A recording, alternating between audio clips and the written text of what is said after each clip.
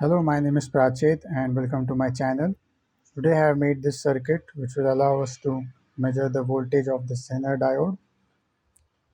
So when I press the switch, the voltage across capacitor will rise to a very high voltage level. But if I press a Zener diode in reverse bias across this capacitor, then the voltage will get clamped to the voltage of this Zener diode's voltage. So using this digital multimeter kept at measuring DC voltage, we can measure Zener diode voltage. Okay, so many times it happens we buy Zener diode but they're all mixed together, so we don't know which voltage Zener diode this is because we cannot read the number on this Zener diode. And this is a 9-volt battery, so anyway we can measure Zener diode which is less than 9 volts by just placing in reverse bias across this capacitor.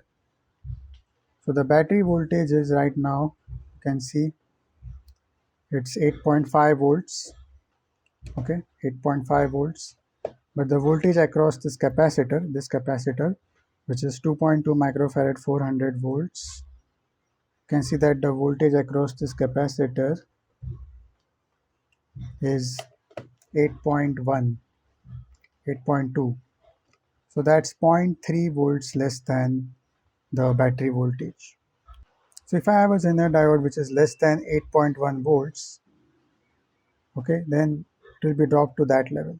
But suppose if I have a Zener diode which is greater than 8.1 volts, like 12 volts Zener diode or 16 volts Zener diode, then I need this button.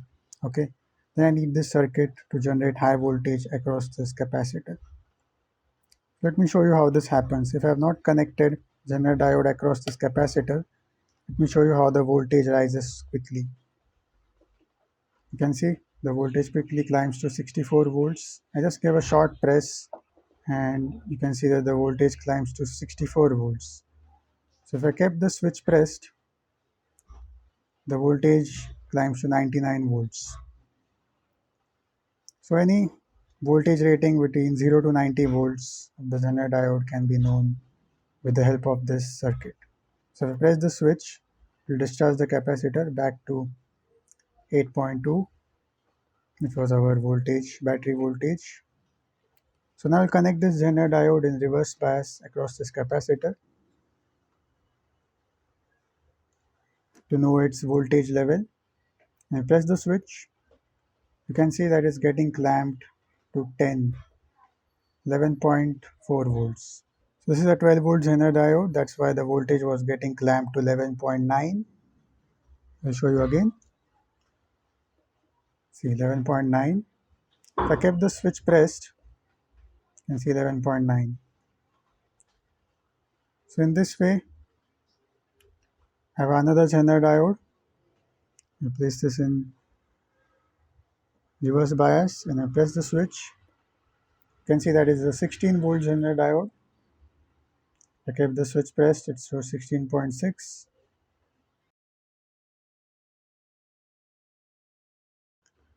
So if I press the switch, you can see that the voltage rises to 12.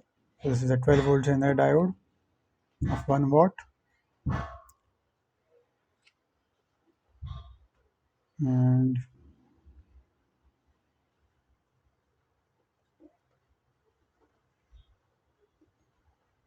this is a 16 volt Zener diode.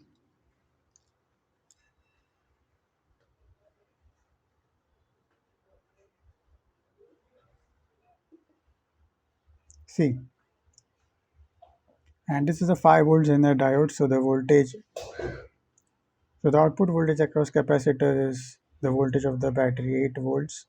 But this is a 5 volt Zener diode. So when I place this Zener diode, you can see that the voltage drops to 5.1. So we don't need to press the switch in this case because this is a 5 volt Zener diode. So the voltage drops to 5 volts when I connect this in reverse bias across the capacitor. We need to press the switch only for those Zener diodes whose voltage is greater than 8 volts. So this is a Zener diode, you can see. So if I press the switch, you can see that it's getting clamped to 11.8. So this is also 12 volt Zener diode. In this way, we can know the voltages of Zener diode using this circuit, and you can also generate high voltages, okay, using this circuit. But the application of this high voltage is for now just to measure the Zener diode's voltage rating, because this has very low current, as this is a 2.2 microfarad capacitor. It's a high voltage with low current. So in this way, this was a circuit. I will show you the circuit diagram. This is a circuit diagram. This is IC555. When you press the switch, 9 volt goes to this IC555 and it generates high frequency. This frequency is given by the formula. This is R1, R2 and C. So 1.44 divided by C into R1 plus 2R2. The frequency is 4.8 kilohertz. It is outputted by this IC, and the transistor switches at 4.8 kilohertz. This inductor pumps current into this capacitor. This capacitor rises from 0 to 63 volts at a very the short press of this button. And if suppose there is a voltage Zener diode across this capacitor, it clamps to that particular voltage, suppose 5 volts or 6 volts. So once the capacitor is charged, we need to discharge it, right? That's why there is a switch and one 1K resistor. So when you press the switch, the capacitor is discharged, so that we can measure another Zener diode connected in parallel with this capacitor. And these two leads, this is positive and negative, is connected to the digital multimeter, so that we can know the Zener voltage. So this was the circuit. I hope this circuit is very useful and help you to measure Zener diode voltages. Thanks for watching.